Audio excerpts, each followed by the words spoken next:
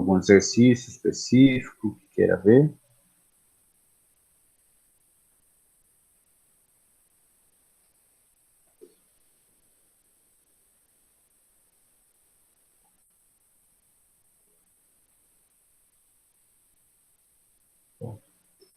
Aqui, hoje não. Aqui nós temos um tema muito, muito recorrente nos debates, e dele, esse tema de sociologia, decorre outros, né? Então, sociedade pós-moderna, a crise da pós-modernidade, se a pós-modernidade está fazendo uma relação direta com a modernidade, né? Então, aquelas promessas que foram feitas na modernidade, da crença na ciência, no positivismo e no progresso, elas não se cumpriram, e essa pós-modernidade, ela é justamente não a superação da modernidade, mas o acúmulo de dilemas da modernidade, né? E hoje, até comprei um livro essa semana sobre pós-verdade, né? Essa momento em que nós vivemos, em que não há mais uma certeza absoluta da ciência, uma crença na autoridade do cientista, do intelectual, da escola. Então, essa ideia de pós-modernidade como um contra-iluminismo, ou uma fase de dúvidas, e que há muito mais uma tomada de decisões emotivas do que tomadas de decisões racionais. Então, uma descrença na racionalidade, tá? E isso começa com uma crítica àquilo que a gente pode chamar de hipermodernidade, que a modernidade prometia uma criação de um homem livre, autônomo, né? Mas o que aconteceu é que o homem ele foi caindo em outras amarras e perdendo a sua autonomia e a sua capacidade de discernimento.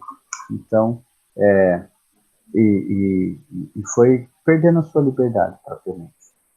Aqui já começa com um exercício bem difícil mesmo, da Paraná, daqueles de verdadeiro e falso, para somar, né? Com um texto que fala: ao acordá-lo, o relógio digital dispara as informações sobre o tempo e o trânsito, ligando na FM, lá está o YouTube. O vibra massageador amacia-lhe a nuca, enquanto o forno de micro-ondas descongela um sanduíche natural. No seu micro Apple II, sua agenda indica: reunião, agência, tênis, clube, almoço, trocar cartão magnético, trabalhar 15 horas, psicoterapias 18, shopping, opções: Indiana Jones, Blade Runner, videocassete Rose, se ligar, se não ligar, opções: ler o nome da Rosa, Dallas na TV, dormir com soníferos vitaminados, tal. E aí, como essa vida multiprogramada, o homem vai perdendo a sua autonomia e vai se desconectando da natureza, criando uma hiperrealidade, ou que é uma realidade exagerada. Então começa esse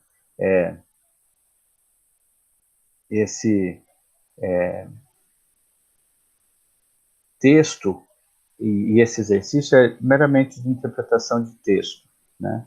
Um momentinho.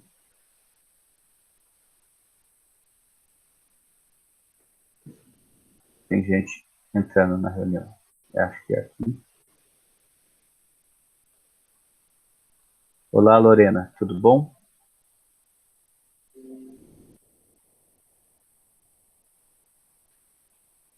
Estou compartilhando a tela, tá aparecendo normalmente? Porque não ficou verdinho em volta, vermelhinho? Deixa eu ver.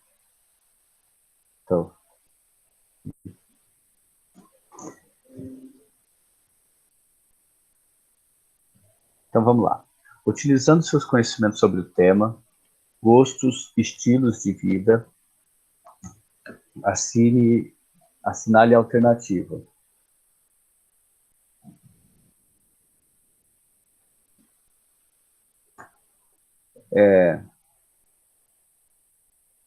Então, coloca aqui, né? Assinale a alternativa correta.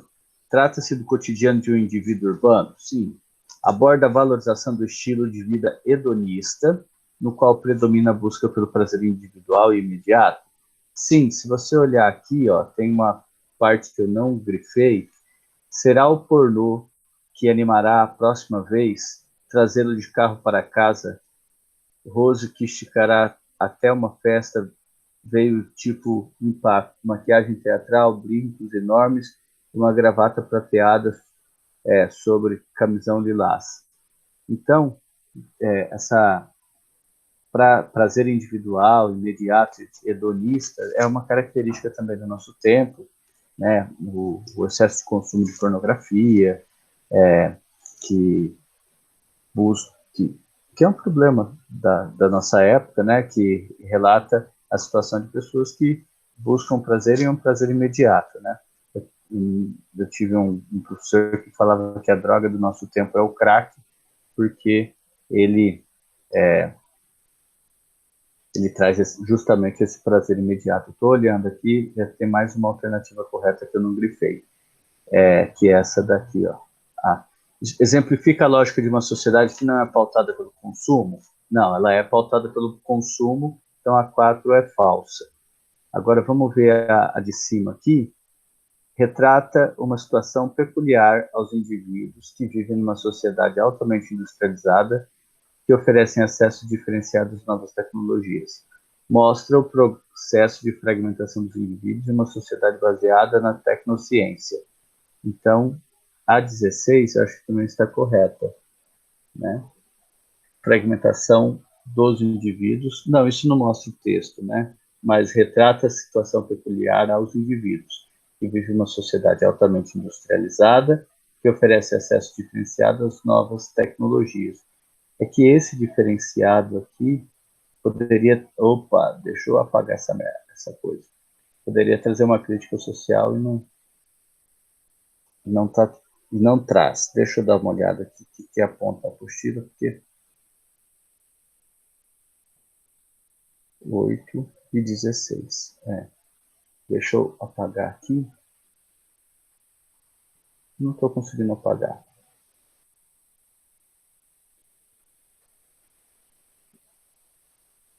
Então vou grifar aqui. Onde vai ficar esse? Opa! Agora tem que apagar, porque eu grifei tudo sem querer.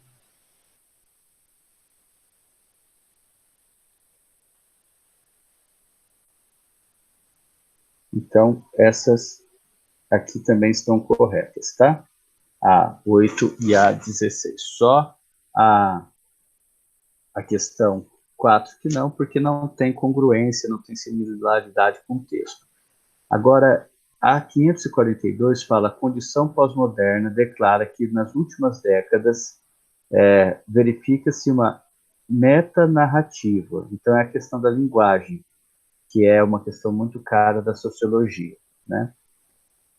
Algo que implica com a renúncia às expectativas iluministas de progresso e a emancipação da humanidade. É justamente essa crítica que tem à condição pós-moderna, que é uma renúncia ou uma decepção com as expectativas de progresso do iluminismo e a emancipação racional da humanidade. Hoje há um apelo muito mais emotivo, até na tomada de decisões, né? Bom, 543. Essa, ainda que traga um autor que não está nem discutido na apostila, tá assim: para Friedrich Jameson, a pós-modernidade se explica pela cultura da sociedade de consumo. Então já está dando conceito esse exercício. Então você já tem que lembrar lá, sociedade de consumo, ter memória sobre esse conceito. Desse modo, assinale a alternativa que se refere adequadamente à posição do autor. O pós-modernismo, a lógica cultural do capitalismo atual, no qual a cultura de massa compromete a distinção entre o real e o imaginário, mas a totalidade capitalista permanece como ponto de partida para a compreensão da sociedade. Bom, tudo isso lembra a pós-modernidade. Você coloca no bolso, ainda que você não conhecesse o autor. De acordo com Jamerson, a pós-modernidade é uma expressão inadequada? Não, né? Ele está dizendo que a pós-modernidade se explica pela cultura da sociedade do consumo. Então, isso daqui não é uma assertiva para a proposição acima. Jamerson declara que a pós-modernidade explica-se pela dilatação das relações sociais de produção no conjunto da sociedade, conferindo caráter economicista ao capitalismo e promovendo a erosão definitiva dos pilares da sociedade moderna. Acho que isso é muito radical, né? E aí, quando aqui ele já está dizendo que é a sociedade do consumo. E aí, na última questão, a pós-modernidade é, para Jamerson, uma etapa histórica de retomada cultural das noções clássicas do progresso, da subjetividade. Não, está dizendo lá, ó, que é sociedade do consumo. Então, essa questão aqui é muito de você entender a assertiva, né, para você falar, ver entender o enunciado e qual é a das assertivas que tem congruência com enunciado, tá? Então, essa daqui, tem a última. Conforme a tese de Jamerson, a pós-modernidade não é mais uma etapa passageira da própria modernidade, destina ao pleno restabelecimento do maior poder político exercido pelos Estados nacionais no cenário globalizado. Aí você tem que lembrar do seu arcabouço teórico que os Estados nacionais, no mundo global atual, eles estão em processo de fragilidade. Então, deixa eu grifar de outra cor, porque essa daqui é justamente o trecho que descarta essa alternativa. Aqui, na 544, é uma questão do Enem, né? Tudo que é sólido desmancha no ar, aventura da modernidade, já são títulos, esses elementos textuais, eles facilitam a compreensão.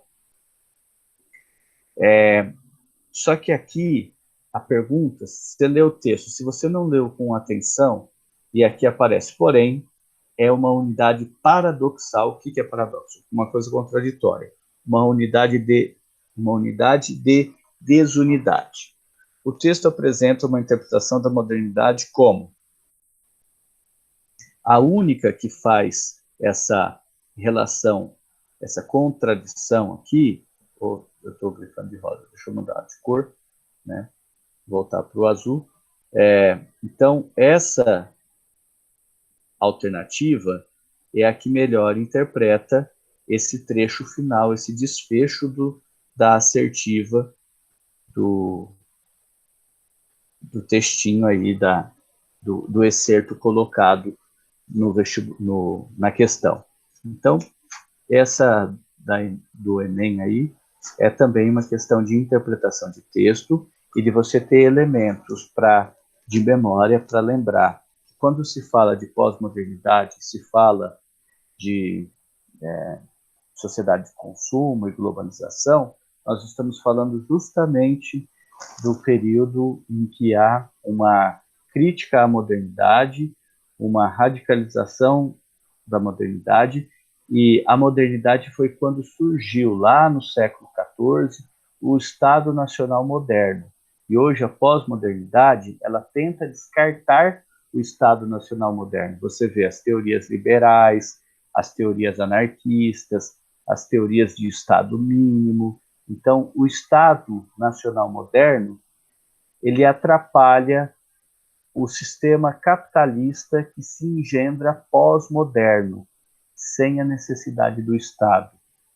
Bom, continuando aqui, né, tem um texto que é da Wen, também aquele de colocar verdadeiro e falso, somar no final, né? É sempre difícil esses textos, esse tipo de vestibular da Estadual do Maringá, e aparece assim, né? O senso comum entende que qualidade de vida é uma coisa que pode ser medida com um objetivo a ser buscado dentro dos programas das empresas ou do tempo em que passamos no trânsito entre o local de trabalho e nossa casa. A qualidade dos serviços médicos hospitalares, a presença de áreas verdes nas grandes cidades. A segurança que nos protege de criminosos e a ausência de efeitos colaterais de medicamentos de uso crônico, a realização profissional e financeira. Enfim, o que cada um de nós pode considerar como importante para viver bem. Então, ele está colocando qualidade de vida e tirando com associações ao senso comum, né? E pergunta, considerando o texto e a temática do trabalho e a produção social do mundo, aí já dá uma deslocada. Você lê o texto e fala, vai falar de senso comum. Aí a pergunta é, temática do trabalho e produção social do mundo moderno. Aí você não tem, como naquela primeira questão, essa rápida associação, verificar o que está dizendo no texto ou não. Então, um forte aqui é esse enunciado. Tem que ficar atento a esse enunciado aqui. A temática do trabalho e a produção social do mundo. Aí começa. Na sociedade capitalista do mundo do trabalho, ganha em centralidade capaz de diferenciar as pessoas pela posição que elas ocupam nesse universo. Ok, né? O mundo do trabalho ganha centralidade. Realmente, a grande distinção social nossa se dá pelo pagamento e no cotidiano quem é o chefe, quem é o gerente, quem é o supervisor. A qualidade de vida buscada pelos indivíduos na modernidade está relacionada à possibilidade de consumo de determinados bens e à viabilidade de acesso a alguns serviços. Programa de trânsito, qualidade de serviços médicos hospitalares, tudo isso é inclusive vendido como qualidade de vida. Você vê quando estão vendendo casas e condomínios fechados, as pessoas colocam isso na propaganda do.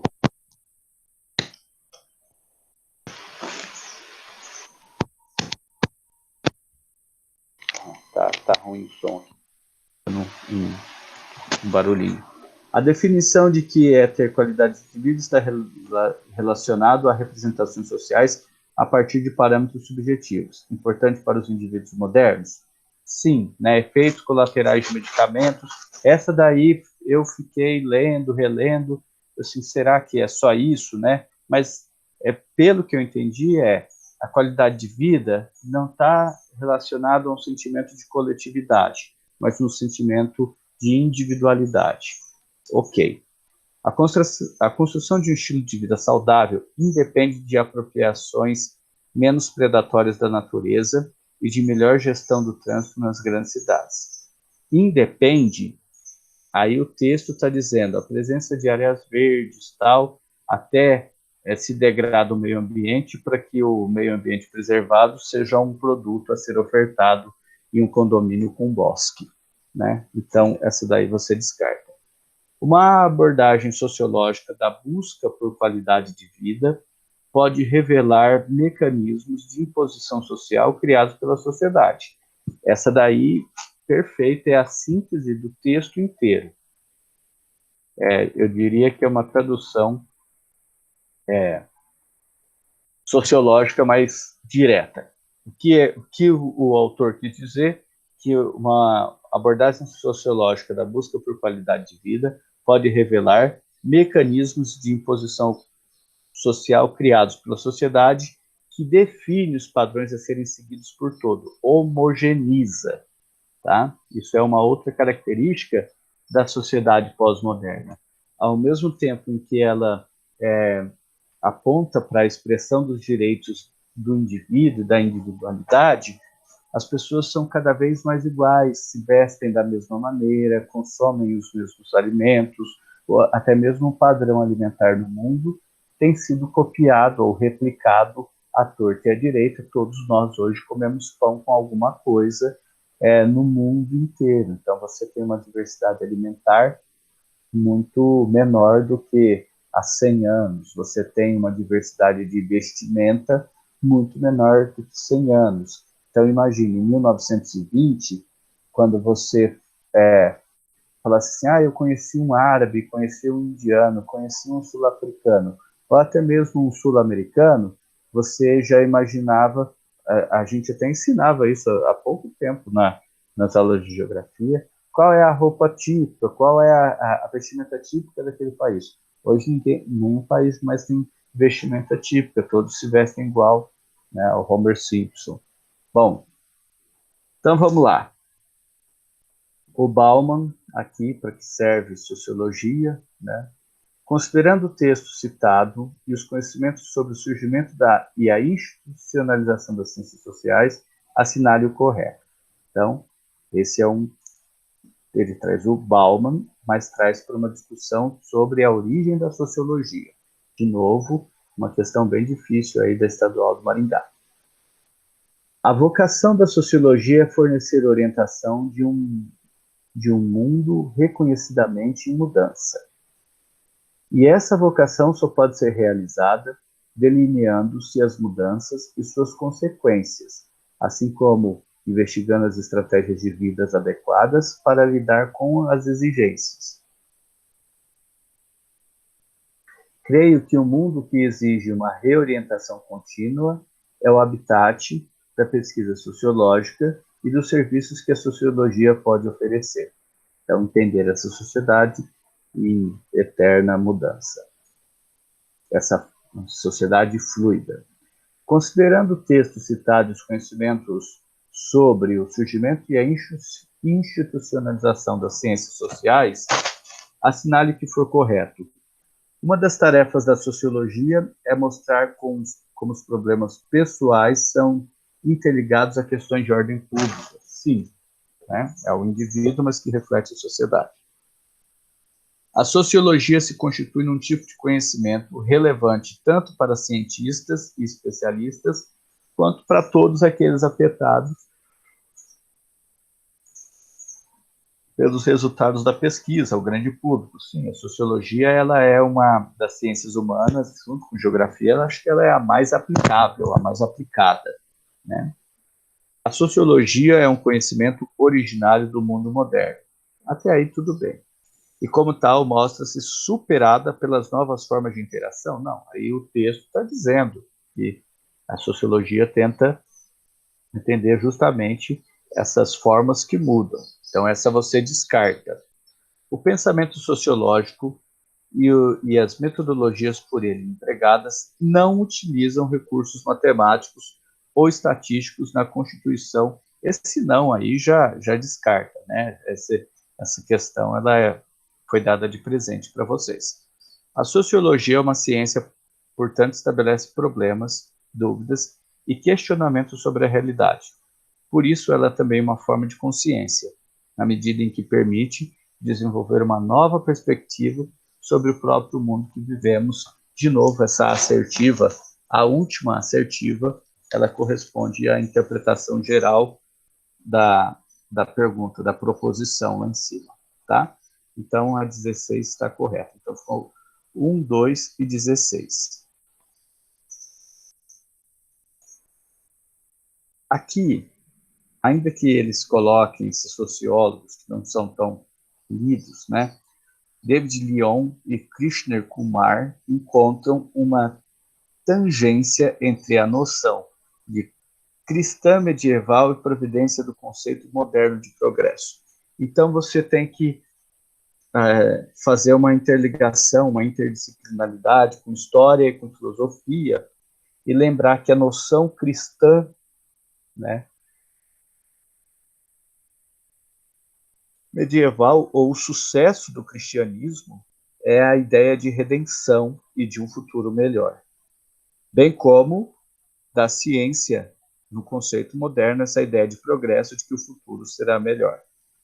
E aí, a alternativa que melhor aponta isso é que tanto a noção de providência divina, de redenção, como o conceito de progresso, caracterizam-se com uma ideia salvacionista, com uma redenção, com um futuro redentor, com um futuro melhor, tá? Tanto a ideia de progresso como a ideia de providência. Tanto é que a pós-modernidade, ela desmonta este conceito de progresso. Então, progresso nem sempre é positivo. Então, há coisas ruins que progridem, por exemplo, a deterioração do meio ambiente, a anomia social, a violência entre as pessoas. Bom, o mercado tende a gerir e regular todas as atividades humanas. Esse texto está meio deslocado, tal. No texto apresentado uma lógica que constitui uma característica central. Aí, rapidamente, você associa o mercado tende a gerir é o capitalismo, né? Não é o socialismo, não é o feudalismo, nem o anarquismo, nem o comunitarismo.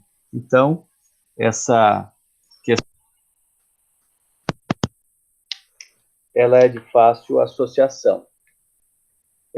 Diz que a modernidade corresponde à sociedade industrial. Ok. Aquela em que o poder econômico e político pertence às grandes indústrias, em que se explora o trabalho produtivo. Enquanto a pós-modernidade é a sociedade pós-industrial. A pós-modernidade ela é associada ao trabalho de prestação de serviço, e por isso é fluido, né? Então, você olha nas cidades, até mesmo numa cidade pequena como a nossa, não há uma grande indústria que ancore, que dê uma ancoragem ao mercado de trabalho e à força produtiva. Aonde está a grande ocupação da força produtiva na nossa cidade, por exemplo? Ela está nos serviços, e os serviços são fluidos, eles ficam fluindo, tal, é a prestação do serviço de quem vai aos termas, é a prestação do serviço dos médicos, do comércio, e, por exemplo, se cessar essa fluidez, como aconteceu este ano, há um colapso econômico. Por quê? Porque nossa sociedade, ela não é uma sociedade que produz coisas a serem vendidas depois. Ela vende serviços que são prestados na hora, que não tem estoque. Ela depende da fluidez. Bom, com base nessa afirmação,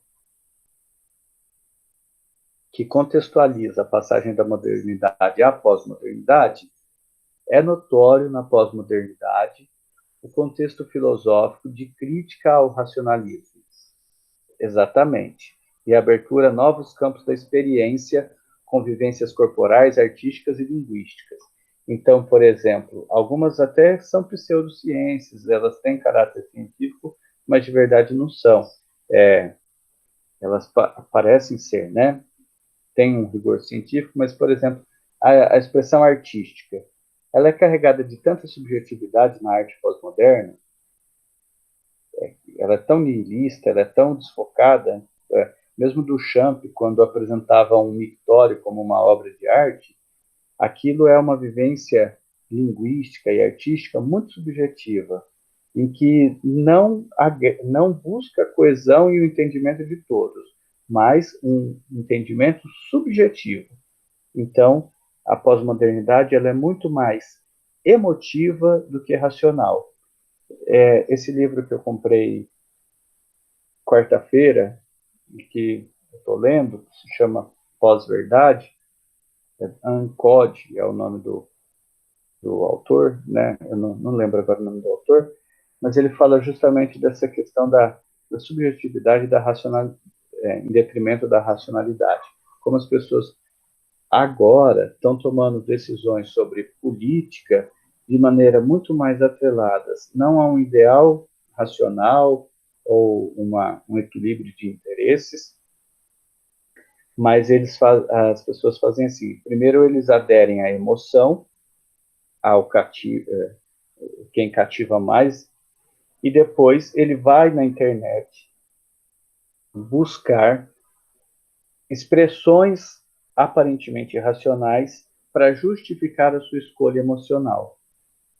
Então, com isso, a ideia de que todos mentem e você vê qual dos mentirosos ele se parece mais com você, ou qual dos mentirosos te conta a mentira que você deseja ouvir. E aí você vai construir uma narrativa para você, na sua subjetividade, você vai buscar fatos que não são fatos concretos, que não explicam é, a, a universalidade, mas você pega fatos isolados e monta uma narrativa própria sobre expressão científica, sobre ciência, sobre até mesmo agora, nessa crise que vivemos do coronavírus, da pandemia, em que as pessoas fica, ficavam pesquisando para afirmar aquilo que para elas era a verdade, mas não numa expressão de uma racionalidade, né? Não como um convencimento científico. Foi primeiro um convencimento emocional, e aí depois desse convencimento emocional, a pessoa ficava tateando fragmentos científicos ou alguma argumentação científica para defender a sua posição. Ou então, por exemplo, quando você vê terapias alternativas, até mesmo no SUS, né? Aromoterapia, terapia dos cristais, homeopatia. Então, essas coisas que não têm uma comprovação científica, não é sério isso, mas eles se revestem de uma comprovação científica, de um jeito, põe uma fantasia científica para vender um produto que é de um apelo altamente emocional e subjetivo, tá? No mesmo sentido que vai aí o movimento anti-vacina, que é uma coisa altamente emotiva e as pessoas agem como se tivessem um grande conhecimento científico de um conhecimento que é só deles e que existe uma conspiração de cientistas do mal que querem que as pessoas se vacinem. É lógico que os cientistas também têm cientistas do mal, né? A gente estuda, por exemplo, a indústria farmacêutica, ela de fato tem interesses, primeiro, interesses comerciais, depois interesses na cura, mas até aí dizer que existe uma conspiração internacional secreta de cientistas secular, né? Porque as vacinas já são seculares no mundo, para causar doenças. Então, né, cuidado. É verdade que existe, sim, uma indústria científica, uma, uma indústria farmacêutica que tem um apelo subjetivo. A venda da Ritalina, a venda de diazepam, desses remédios para depressão e para concentração, eles são baseados em uma construção narrativa de doenças psicossociais que são doenças psico e sociais, elas não são orgânicas. E existe, de fato, uma indústria farmacêutica que lucra bastante vendendo remédio tarja preta. Mas associar isso ao movimento antivacina, né, é muito mais emotivo do que racional, né? Bom, então vamos lá. A sociedade pós-moderna, ao criticar o etnocentrismo das culturas europeias, deixa de lado o debate epistemológico em nome de teses para uma filosofia da história, bem como reconhece o sentido descontínuo da história e a crise dos ideais revolucionários utópicos da emancipação humana. Ok. Essa também está correta. A 2, por que está errada? A pós-modernidade fundamentou o conhecimento pela subjetividade e suas leis racionais, tanto no domínio. Não, sua subjetividade é carga emocional. A filosofia moderna estabelece um consenso na questão da fundamentação do conhecimento. Não reproduz o debate incessante na pós-modernidade em torno da natureza humana. Não, na filosofia moderna não havia um consenso, existia até um forte debate entre empiristas, pragmáticos, mas ainda assim era uma busca de uma verdade, né? Então, essa primeira parte ela descaracteriza a filosofia moderna. Então, você elimina. A sociedade pós-moderna procura estabelecer princípios a partir dos quais a ciência e a filosofia podem, por meio do bom senso, adquirir resultados universais e andar de mãos dadas, como acontece no positivismo de Augusto Comte. Não, ao contrário, né? Essa daí é completamente absurda. A filosofia pós-moderna, ela é uma negação das promessas da modernidade, tá? Então vamos lá. Simmel, que também escreveu sobre a pobreza, né, a principal obra dele, ele declara que o mundo moderno define-se como uma sociedade de estranhos. Tá. E aí as estratégias estatais de distribuição de renda neutralizam as iniciativas econômicas dos indivíduos. Aí é bem peculiar essa pergunta aí, hein, para saber se você é Faria Lima boy, se você é liberal boy, né? As estratégias de distribuição de renda neutralizam as iniciativas econômicas dos indivíduos. As estratégias de distribuição de renda tentam, no estado de bem-estar social, tentam suavizar as diferenças sociais inerentes do capitalismo. Essa daí você pode colocar como dúvida. Os sindicatos são a única fonte legítima de solidariedade? Na sociedade pós-moderna, os sindicatos estão em processo de falência. As empresas proíbem o desenvolvimento de relações afetivas e identitárias entre seus trabalhadores? Puxa vida, ao contrário, isso causa até constrangimento, aqueles momentos de terapia de grupo nas empresas. Então, é ao contrário. As pessoas realizam a natureza humana essencialmente agressiva e indisposta a relações de sociabilidade. Essa daí é outra que está numa radicalidade, né? As pessoas realizam a natureza humana essencialmente agressiva. Bom, esse essencialmente agressiva, dizer que a natureza humana é essencialmente agressiva, é muito carregada essa questão, tá? E indispostas a relações de sociabilidade. O homem só vive socialmente. Então, essa você descarta porque ela parece ser muito absurda. Os vínculos emocionais são substituídos pela esfera mercadológica da circulação e da troca de consumo. Sim, a emotividade do consumo, né? A gente consome coisas, nós depositamos afetos em objetos a serem consumidos e retiramos afeto das pessoas, das plantas, dos lugares, dos animais. Então, essa dificuldade que nós temos de ser afetuosos com os outros indivíduos, porque os outros indivíduos rapidamente nos decepcionam, então a gente deposita o afeto no carro, no boné, na roupa, faz a distinção social por esses elementos, então essa é a alternativa apontada como correta. Bom,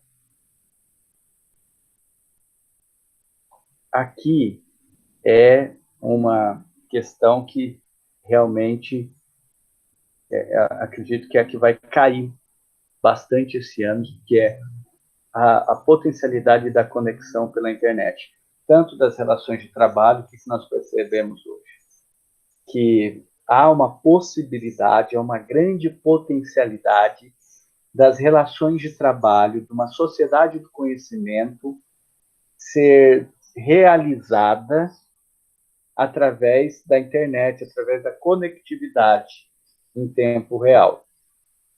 Então, se eu fosse vocês, se estivesse preocupado com o vestibular, eu estudaria um pouco mais sobre isso, tá? a questão da conectividade, a questão da potencialidade da realização do trabalho home office e das pessoas manterem-se conectadas. No entanto, houve também sentimos também o limite dessa conectividade, né? Então, as aulas online, por exemplo, elas não foram um sucesso absoluto, né? As pessoas tiveram carências tais como de sociabilizar mesmo, de tirar a dúvida do debate. Então, por exemplo, o fato de eu dar aula aqui e não ver vocês, isso ficou, de uma certa maneira, precisamos rever a maneira com que acontece essa interconectividade. Ao mesmo tempo que isso acirrou a conectividade, ela acirrou a cisão entre as pessoas, a divisão entre tribos virtuais, e as pessoas ficaram, romperam socialmente as relações com indivíduos espacialmente, fisicamente próximos e se conectaram com indivíduos distantes da sua subjetividade, da sua construção de caráter e tudo mais. Então, hoje a gente vive uma interconectividade muito mais confusa e isso a pandemia demonstrou. Como nós não estamos preparados para viver totalmente interconectados pela conectividade, porque nós tendemos a nos conectar em nichos que são de pessoas que pensam iguais a nós, e isso prejudicou a sociabilidade real, acirrou a sociabilidade real, tá? Então, a gente tem que pensar também nesses aspectos do limite da conectividade. Bom, o que o Marshall Kuhlman, né, o Google, nessa reportagem, o Google e a máquina de fazer estúpidos, né, ele está dizendo um outro aspecto, né, que é a hiperinformação. Então, você tem, por exemplo, o Maradona morreu anteontem, e a vida do Maradona foi devastada, foi assim, rapidamente você teve um movimento, que triste, mas era um filho da mãe, mas todos somos filhos da mãe, não é nenhum santo, já cansamos do Maradona. Então, o tempo do luto do Maradona durou 2 dias e foi uma comoção exagerada, e os sentimentos que são próprios do luto, da negação, você apontar os pontos negativos da pessoa para viver o seu luto, e depois você sentir a saudade, tudo isso foi feito em 24 horas. Né?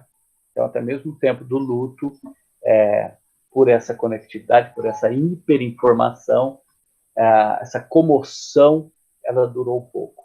Tá? Agora a gente está esperando o Pelé morrer para viver, para comparar como foi a comoção do Maradona e a comoção da morte de Pelé. Então, a gente está vivendo essa situação de uma abundância de informação que leva a uma condução exagerada dos sentimentos e das informações pela mídia, e nesse sentido estamos todos perdidos, inclusive a mídia profissional. Rede social nem se fala. Né? Bom, então associar uma experiência superficial à abundância de informações e à interconectividade. Veja também, é Black Friday, é Natal, é pós-Natal, é Dia dos Namorados, é Carnaval, é Ano Novo. Toda hora a gente também é forçado ao consumo nessa interconectividade. As redes sociais são voltadas ao consumo, elas não são voltadas a uma ágora, uma discussão política, filosófica ou a uma formação. Tá? Bom, então vamos lá. De maneira geral, os teóricos da pós-modernidade entendem que a atualidade não comporta a concepção moderna do sujeito centrado em si mesmo. Para esses intelectuais, a pós-modernidade, a solidez dos laços comunitários? Não. Há justamente uma uma gaseificação, ao contrário de fluidez, é tudo muito volátil, os laços comunitários. O conjunto de tecnologia de comunicação reduz os seres humanos à condição comportamental de animais? Não, isso é falar que a comunicação reduz os seres humanos à condição de animal é um exagero, tá? A biografia individual não consiste no desenvolvimento de uma personalidade, mas sim em uma soma de experiências descontínuas. Sim, o que eu acabei de falar, por exemplo, em relação ao luto, né? Que é uma expressão. Tem um caminhão aqui manobrando.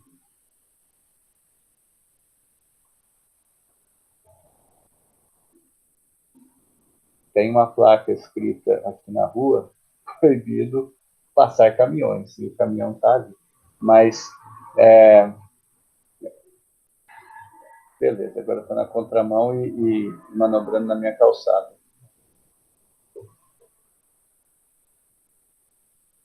Foi embora, mas antes disso derrubou um pedaço da árvore. Que bom. Bom, então é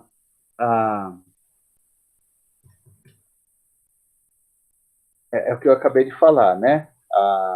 Essa fragmentação dos seres humanos, de sentimentos tal, né? Não permite que a gente viva, por exemplo, o luto, né? A gente tem que viver o luto nas redes sociais. Então, a gente tem que postar que estamos em luto. E aí, esse luto, ele é efêmero, porque ele dura o tempo da postagem.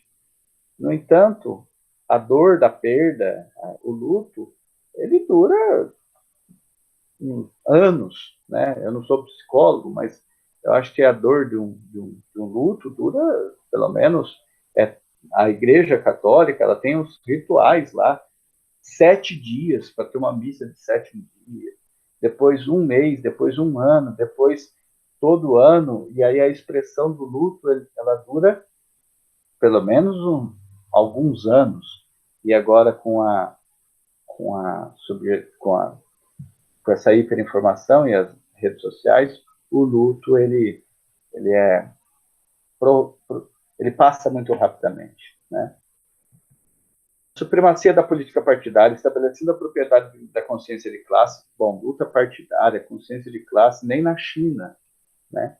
A indústria cultural é o único recurso possível para a construção pessoal de sujeitos plenos e realmente dotados de liberdade. A indústria cultural é o único recurso possível para a construção pessoal de sujeitos. É um recurso possível, não é o único. Sujeitos plenos, indústria cultural, sujeitos plenos, não é bem assim, né? Então, a indústria cultural, ela tende à massificação, e aí você exclui essa questão também.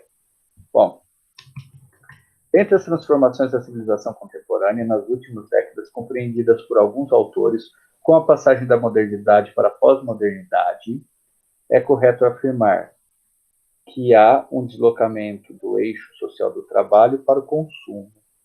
Esse é o grande tchan do momento, né? Então,